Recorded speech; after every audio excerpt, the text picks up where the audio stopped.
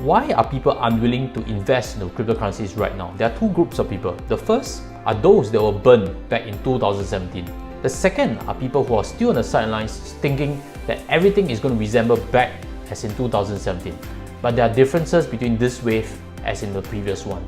Right now, we're seeing a lot more institutions getting into Bitcoin and cryptocurrency markets. Now, I used to be with the second group until very recently. So as of now, I've actually invested a small portion of my wealth into cryptocurrencies and in particular Bitcoin. I'll be sharing with you in this video how you can actually open your own Coinhako account, as well as what you should do if you want to invest successfully. Let me start by sharing with you how I actually invest into Bitcoin right now using Coinhako. Now, there's so many platforms in the market. There's Gemini, there's Coinbase, there's Binance. These are bigger international platforms, but I actually use Coinhako simply because they are locally based. They and binance.sg, they have been granted an exemption from MAS for digital payment token services. Now let me show you this over here. This is actually an email reply from them. So I've actually asked them the same question. Where is it being found? So from there, I can also see the customer service speed. If you check around forums, some people complain the speed is slow, but for my own experience, I think it's good enough. Now, Coinhako is one of the oldest exchanges in Asia. They mainly serve Singapore market. So if they are based here, I'm pretty satisfied with things. I don't need a lot of trading activity. And just to show you what exactly is MAS reflecting in terms of their exemption, it can be found over there. Now, does that mean that Coinhako is very safe? It's actually not the case. They have been actually hacked as early as February 2020. They realized some anomalies and they've actually made certain compensations and adjustments to things. So when things are within the platform, they are still susceptible to being hacked. So the solution could be transfer the coins from a hot wallet on the platform to a cold wallet offline. And this is actually a particular one that's pretty popular, Ledger Nano S. And as you can see, the cost is about $100. Now for myself, I'm actually not using it because I see it as an insurance only. Spending $100 to store my coins. Right now, the value of it is just 10 over 1,000. I don't see the real worth about transferring it offline. It's not that big an amount yet. And the main thing is, it's a physical thing. I'm afraid of, mixing it up, losing it, not storing it properly, etc, etc. Now, I'm going to share with you how to open an account. It's actually pretty simple. Log in with your email address. After that is a My Info authentication, whereby that is actually where Coinhako does all the compliance checks. And as early as the next working day, you can actually get your account set up already.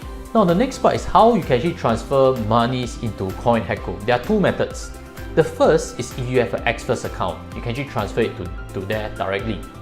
But the main thing is transferring via Xfirst has a fee of 0.55%. I think that is not necessarily a route. That's why I'll be suggesting to directly credit with Coinhako.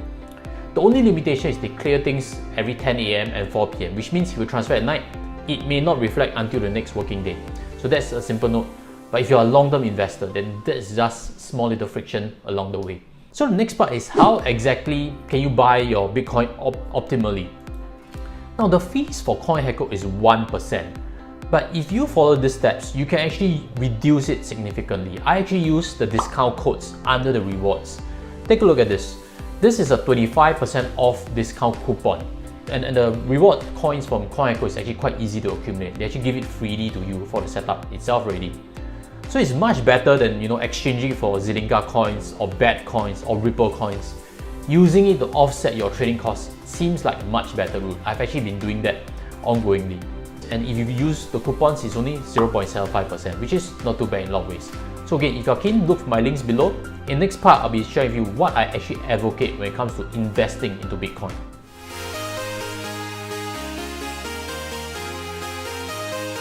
Now, if you have benefited, smash the like button so more people can see valuable content like this. And again, inviting you to press the subscribe to join our community become more financially savvy. Now, there are few things I advocate with investing into cryptocurrencies and Bitcoin in particular. The first that I'd like to suggest to you, which is actually very different from what you hear, is actually don't get the app on your phone itself. Now, this is actually an advantage that Coinhako has over binance.sg. You can actually have an app, you can actually trade it using your phone, but I actually do not advocate it simply because of this. Cryptocurrency markets are 24/7. On public holidays, on Saturdays, Sundays, the markets are moving also. It is akin to a casino online that is moving all the time. If you have been to Forex markets, you can see the tickers changing all the time. You buy a position, it's like gambling. There's a lot of dopamine, it's very fun. And Forex markets actually close on weekends, but for cryptocurrency markets, it's 24/7. I'm concerned that you can get hooked on it. That's why I don't advocate having the app. I believe many young traders are actually hooked on the cryptocurrency exchanges all the time. And that's the first thing that I'd like to suggest to you.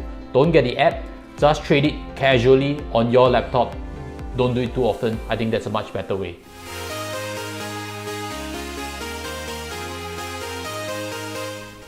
The second thing that I'd like to advocate is just to have 1 to 5% of your net worth in Bitcoin. Now, why is it such a small amount? If your net worth is $100,000, you should only invest $1,000 to $5,000. If your net worth is $1 million, you should invest maybe $10,000 to $50,000 at most. The reason is quite simple. Prices for Bitcoin is volatile, extremely volatile. If you tie too much of net worth there, you're not going to sleep well. I want you to be sure that you are not selling because the change is real. That's my opinion. I've seen Tesla buying Bitcoin. I've seen DBS creating this digital platform for cryptocurrencies itself. I believe the change is real. Institutions are the next to adopt, followed by government. The question is whether you are able to stay the price swings or not. So if it's a small percentage of your net worth, I believe you can actually hold it for long term and benefit rather than having too much and start speculating. So that's why I'm advocating only have 1 to 5% of net worth in Bitcoin. Now the whole idea of buying Bitcoin, let's revise back, is to store wealth. Bitcoin is the ultimate storage of wealth. Gold was good. Gold can be produced only in very small quantities. Money is the problem. Money is being printed very easily right now by governments. So gold is good, but Bitcoin seems to be the ultimate wealth storage. And if you focus on that, you should know that you're investing for a long term and you're holding it for a long term. Bitcoin only has 21 million in circulation, not one more and not one less. And if you own a small portion of it, it could really help you at some point in future. So if you'd like to take action, look for my links below for Coinhako. Sign up, start something simple, don't invest too much, go very gradually. That's my main message. And with that, I'll sign off. Take care and goodbye.